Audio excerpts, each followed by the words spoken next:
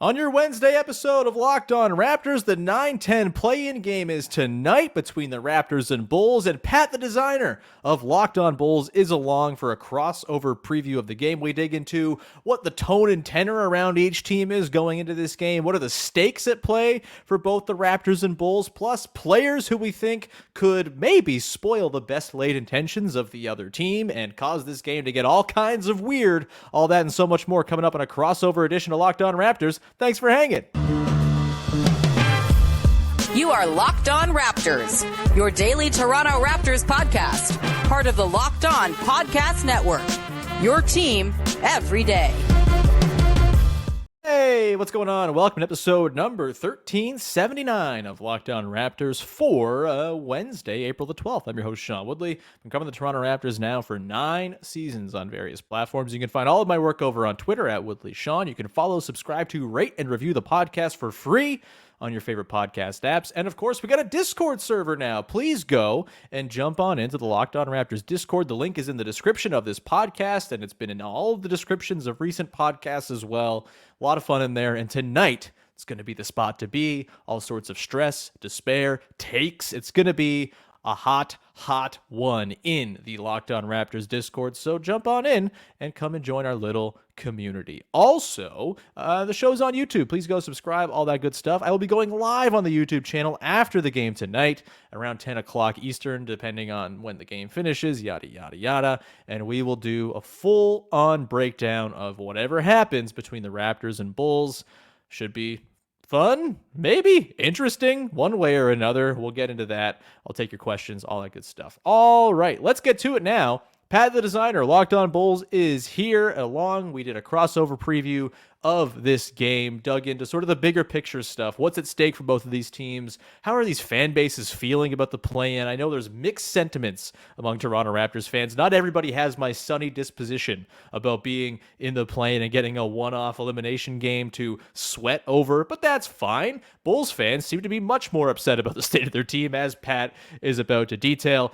We also get into some players who could just destroy the best laid game plans for these teams and kind of tilt the game just by being agents of chaos. We will also run into some matchup stuff that's of interest to us, things that could go wrong, things that if they go right will lead our teams to victory, all of that, plus a prediction at the end as well that is really left up to the coin flip gods more than anything else. We'll get into all that now with Pat, the designer of Locked On Bulls. Enjoy.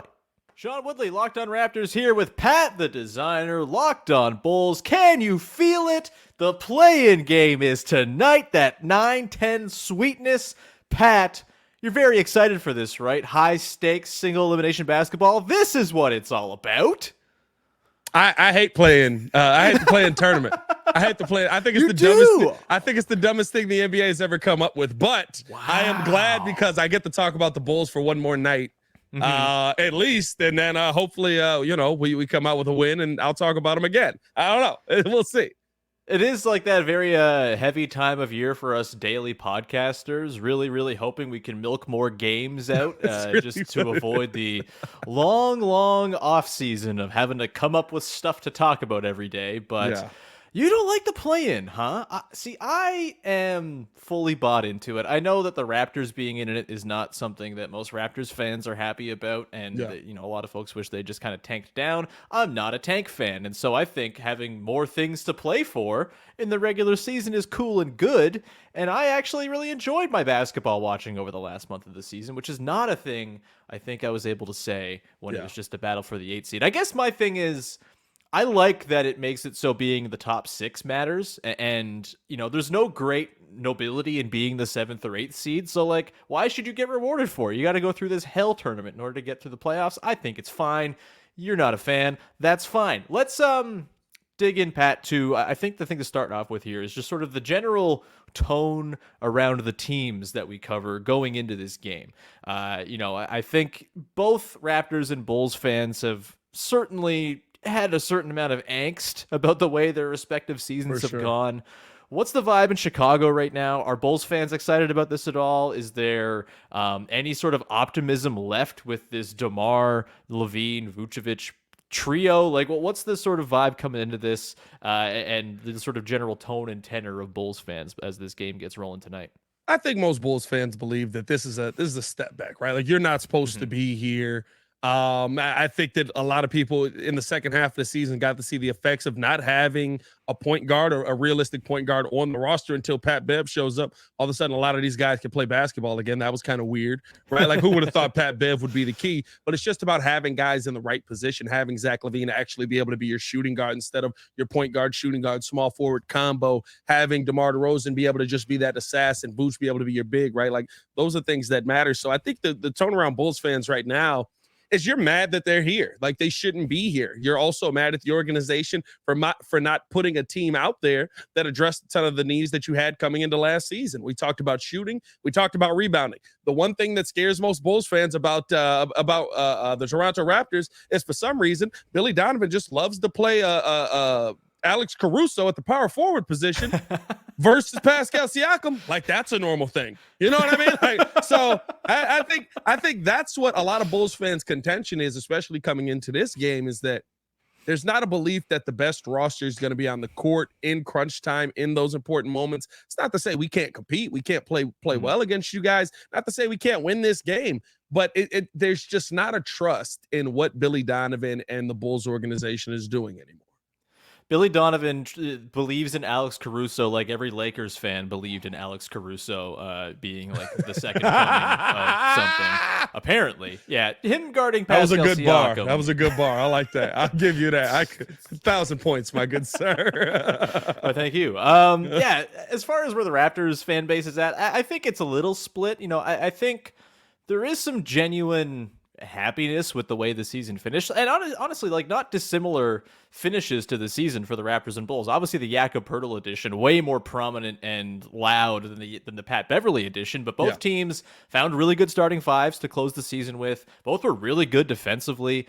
Both really stunk on offense. Like pretty similar arcs for these teams. I think it's maybe a little bit less depressing for the Raptors, even though this also bit of a step back season. You know, you win 48 games last year, the 5 seed. It's all very exciting. You come into this season, there's all this expectation, and it just doesn't work out. But I do think the improvements under Jakob Poeltl suggest that there's a better basketball team now than there was at the start of the year pretty comfortably. And I think there's wide variations in opinion as to like what the direction should be going forward. But I do think the Raptors are probably at less of like a big inflection point decision making wise of what their future is than the Bulls will be. I guess that's the question. Like, what are the stakes for the Bulls in this game? Like, does the outcome of this game impact at all what the offseason planning is going to be?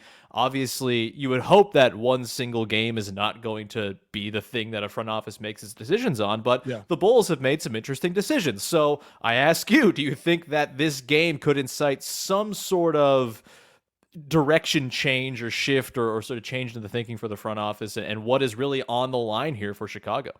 So to me, it's a twofold answer, right? It should, right? Like if you go out here and you know Billy Donovan throws out 4 point guards against the longest lineup in the NBA, you know you probably should have some conversations about who your head coach is. The thing is, what I believe to be true and what's probably actually going to happen are very dissimilar things. I think that the Chicago Bulls probably don't go too far off of this lineup. Maybe they move off of DeMar DeRozan coming into this offseason, and he's one of those like 2-year assassins we talk about coming in and being a part of this team for years to come, right? Like when D Wade and Pau Gasol went into the Hall of Fame, it was like former Chicago Bulls. I was like, we'll take whatever we can get. You know what I mean? Like, we'll take whatever we can get at this point. Like that's kind of how this feels like it's going to end up finishing out. But I think the one thing that I look at with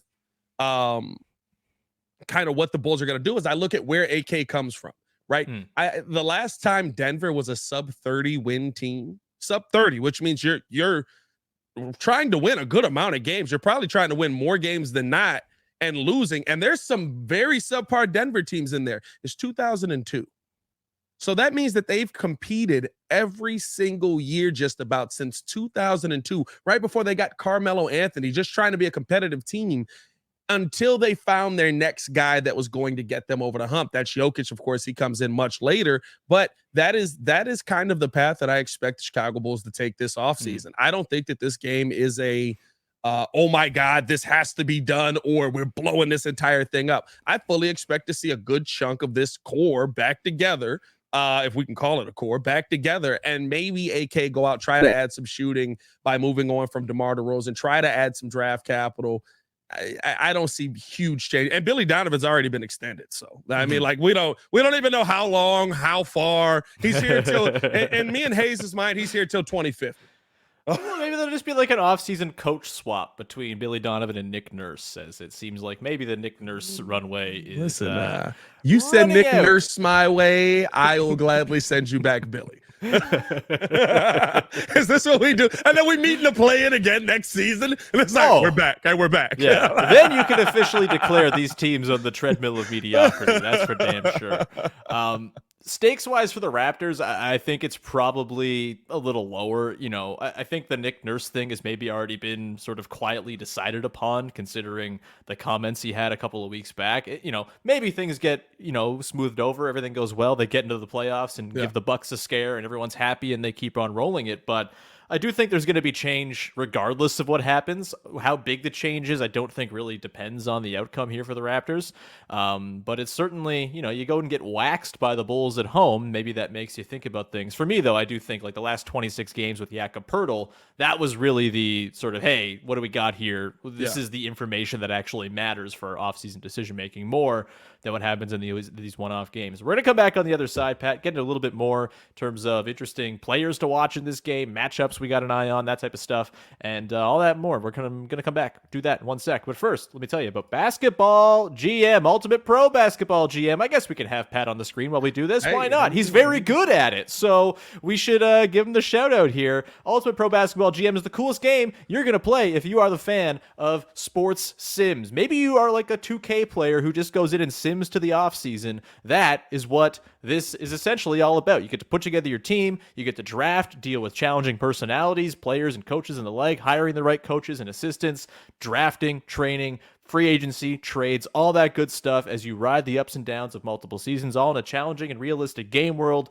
Ultimate Pro Basketball GM is completely free and playable offline. Play on the go as you want and when you want to. Pat, I heard through the grapevine that you became the first ever team to lose a series, went up 3-0, and it happened to be in the NBA Finals, and your owner fired you for it. So congratulations for that. He didn't fire me. He didn't fire me, but he was not happy. Even though I've won him 4 championships, it is what it is. Unreal. Anyway, you can deal with your persnickety owner as well. In Ultimate Pro Basketball GM, Locked On Bulls and Raptors listeners get a 100% free boost to their franchise when you use the promo code Locked On in the game store. So make sure you go check it out. To download the game, just visit probasketballgm.com, scan the code, or look it up on the app stores. That's probasketballgm.com. Ultimate Basketball GM. Start your dynasty today.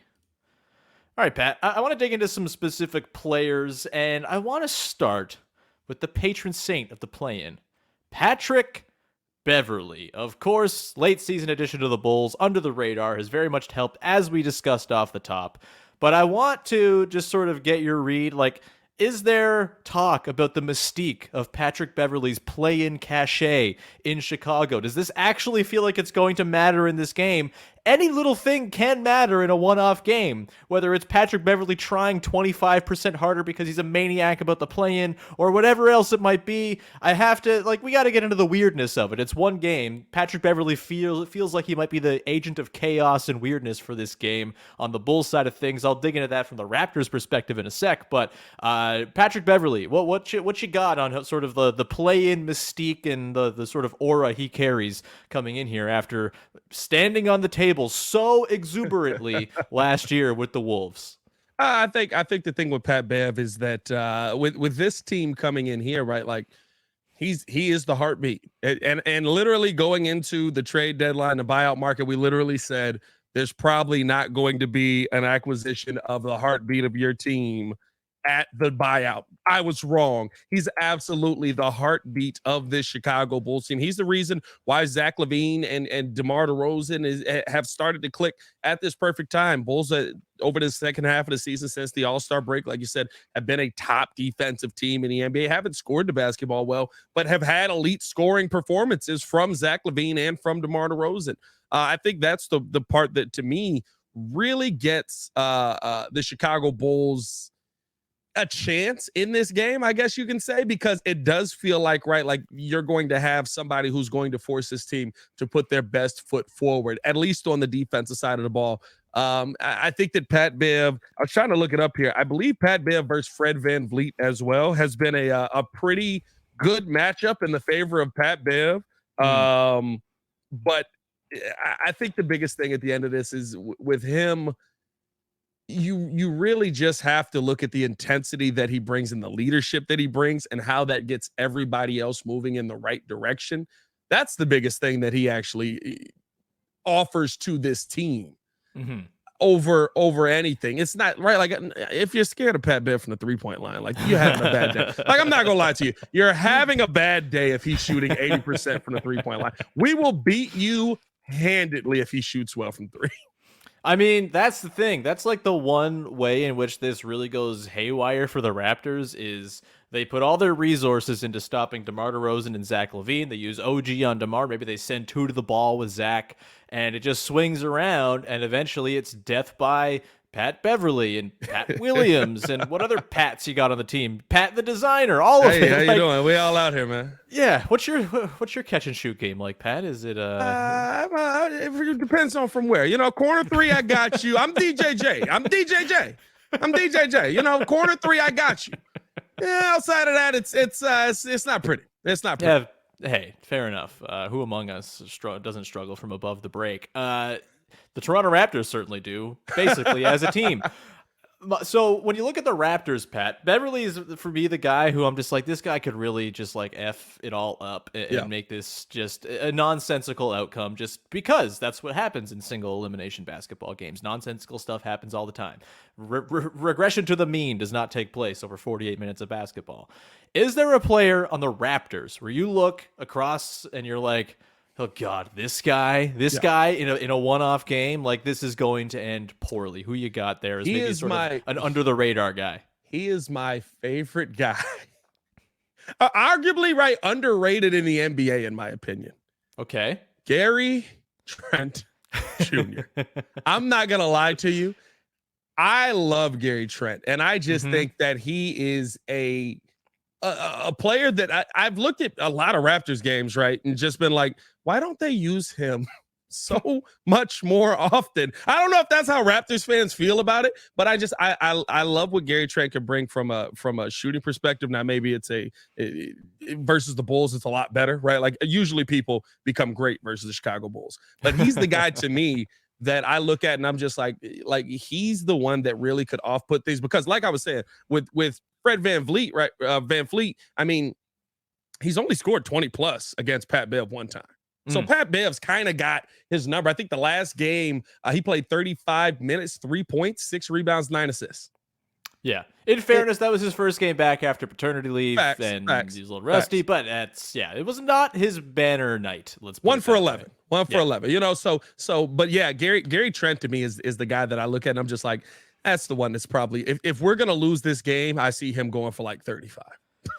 I mean, that's the thing is Gary Trent Jr., it's very feast or famine with him, it seems. And like when he's bad, he is really bad and really detracts from what you want to do. That said, for the most part this season, he's been pretty reliably good and someone who has been, I've been pretty comfortable with him as like sort of the key spacing option for the team. The problem is they have like 3 really reliable spacers. After that, it's tricky. And, one game is going to be so, I think, tied to 3-point variance and all the weirdness that can go down. And so it's, great. Like Gary Trent Jr. could go 2 of 11 from 3, the Raptors lose. He goes 6 of 11 from 3, the Raptors win. It really could be that simple when you're talking about a single game and the Raptors' dependence on him for his 3-point production. He missed a lot of time at the end of the year. He got back for the final couple games, looked really good against the Bucks B team on Sunday. So, take that for what it's worth. But yeah, a Gary Trent Jr. heater is often the difference between the Raptors winning and losing, the way they're constructed and just because of the limited shooting they have on hand. And with the challenges I think you're going to see Fred VanVleet face in Pat Bev, Alex Caruso, if they take him off of Pascal, that type of stuff, if they run Pascal, Fred pick and roll and have the switch that action, perhaps you're going to see Caruso switched on to Fred, all that stuff. Like I do think it's going to be a bit of a more difficult game for Fred to really make his mark offensively. I think his playmaking will probably be just fine, but shooting wise, like just kind of getting his own looks off, that might be a bit of a challenge. And so, yeah, it opens up Gary Trent Jr. and OG Anunoby's 3-point barrage is really the most important thing for the team, not to mention the sort of odd threes you get from a Scotty or a Pascal or a Precious Achiuwa, which can swing things as well. We're going to come back on the other side, Pat, get into some other matchups and sort of intricacies, and then we'll get predictions. I already gave my prediction for the game on yesterday's Locked On Raptors, but we'll get yours, see where you're at, and I'll reiterate mine for the Locked On Bulls folks. We will get to that in just one sec, but first, got to tell you about our dear friends over at FanDuel. Grand slams, no-hitters, and double plays are back. You know me, Locked On Raptors listeners. I'm as big a baseball fan as a basketball fan, maybe even more big of a baseball fan. I love them Bluebirds, and you can go and bet on the Bluebirds or the Chicago White Sox or the Chicago Cubs. Ever heard of them? Over at FanDuel. And right now is a great time if you're a new customer because you can get set up to the plate with a no-sweat first bet up to $1,000. Just go to FanDuel.com/locked on, sign up, place your first bet, and get up to $1,000 back in bonus bets. If you don't win, don't miss your chance right now for a no-sweat first bet up to $1,000 when you join FanDuel today. Just go to FanDuel.com/locked on to sign up. FanDuel, official partner of Major League Baseball, the NBA, and, of course, the Locked On Podcast Network. All right, we continue on here, rounding out the show. Pat, the designer, Locked On Bulls, Sean Woodley, Locked On Raptors, as we continue to sort through our thoughts ahead of the Raptors-Bulls game. I want to ask you this question, Pat. There's one reason the Bulls win this game. What is it? Like, this thing has gone right, therefore this means the Bulls have a very good shot of winning. What is that one thing? We are living in the sweet life of Zach and Kobe. Kobe White being a real key in this. I think that getting those two going offensively is going to be huge because the Raptors do one thing better than anybody I've ever seen. Passing lanes do not exist. Mm-mm. So you've got to be able to knock down that three ball. You've got to be able to find open looks, got to be able to play at the perimeter. I think that will open up the passing lanes a little bit more and allow opportunity for those two to be able to get to the bucket, get to the cup, and try to get some finishes down there. I think Vooch and Podol kind of cancel each other out. Podol's a better defensive version of Vooch. Vooch is a better offensive version of Podol. And Podol's just much younger, so that's nice. That's very nice. I think Siakam is a problem for anybody that plays against them. Like we talked about Fred VanVleet and how him and Pat Bev. I mean, I don't expect Pat Bev to go off for 40 if he's like shutting down or helping to shut down Fred VanVleet, if he even can do that yet again. I think that those are the two that I'm going to be looking at the most and saying, if there's going to be offense here, I'm looking at Zach and Kobe in this. But I will say this. DeMar does love to try and kill you guys. Mm-hmm. It is one of his favorite things to do. It did not work in the last game, but it is one of his favorite. The thing about OG Anunoby is he kind of blows up your best laid intentions a lot of the time. Yeah. So it kind of that's the one thing where I'm like, okay, let's see if DeMar kind of can go off and just have that, like, I'm going to put Toronto out of the playoffs moment. That would be fun to watch. Mm-hmm. But I think the guys that I most expect to have opportunity, not can you knock them down? That's the question. But opportunity is Zach and Kobe. Yeah, for me, as far as the one thing that's gone right if the Raptors win, I really think it's got to be like just crashing the offensive glass successfully. The Bulls, I talked about it on yesterday's show. The Bulls, as much as you shake your head, really good at limiting the offensive glass for the other team this season. I had the numbers available. Fourth in the league in opposing offensive rebounding percentage allowed. That's good.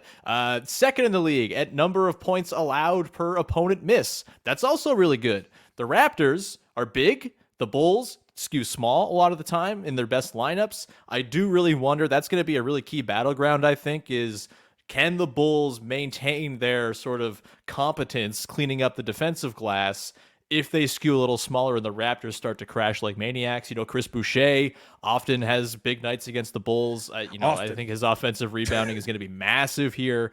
It's a really interesting wrinkle because that is the thing that drives the Raptors. Their first shot half court offense sucks. It's really bad, much like the Chicago Bulls. They overcome it by crashing the offensive glass like maniacs, one of the 3 best teams in the league at doing so this season, 3 or 4. They do it really, really effectively. They do it from all angles. They do it with wings. They do it with their bigs. And I think where the sort of offensive rebounding situation sorts itself out is probably going to determine this game, because I don't think either team is really going to have all that much fun in the half court. I think the defenses have been really stout. I think it's going to be kind of a nasty rock fight of a game, and I could really see the offensive rebounding situation kind of determining things for the Raptors here. If there is a thing that happens that causes the Bulls to lose, the one thing that, like, okay, that happened, they're screwed, nothing they can do about it. What you got aside from like first quarter catastrophic injury or something like that? Knock on wood, we don't want that. But you can't use that as your crutch answer. What's your sort of one thing that can't go wrong lest the Bulls lose this game? I'm gonna be honest with you. There's a ton of answers I can give. I don't need a crutch in this one. We're in the play-in, dog. There's options. We got options here. No, if there was one thing that I really think the Bulls would cause the Bulls to struggle the most, it would be what they've kind of done all season with getting off to bad starts. The Chicago Bulls often tend to play from behind in a lot of these games, and versus an offensive team, right? Yeah, you can get hot, you can start to find your way back into it, but again, the Raptors are one of the best teams with passing lanes. They're one of the best teams with disrupting their opponent's offensive ability. They're one of the best teams with defensively as a whole, right? And then on top of that, when it comes to rebounding numbers, the Raptors are probably going to be on top of the Bulls in that as well. So you're not going to have a ton of opportunity to really get yourself back into this game. We've seen the Bulls start out games. I mean, I believe the second game versus the Lakers, we got out to a 23 to 3 start in the first quarter, right? Like those things can't happen. Sometimes the Bulls are a team that plays really, really, really well at certain moments. And when it ain't there, it ain't there. And so like legit, like it is like a light switch, like in the third quarter, just be like, hey, Zach, so you're going to go 8 for 9 from the 3-point line in this quarter. Okay, we're back in the game. And it makes you feel better at the end. But there's so many games we could talk about this season that start off the first half of the game, the first quarter of the game, the first part of the third quarter, where the Bulls just can't find any kind of offense to go along with really good defense.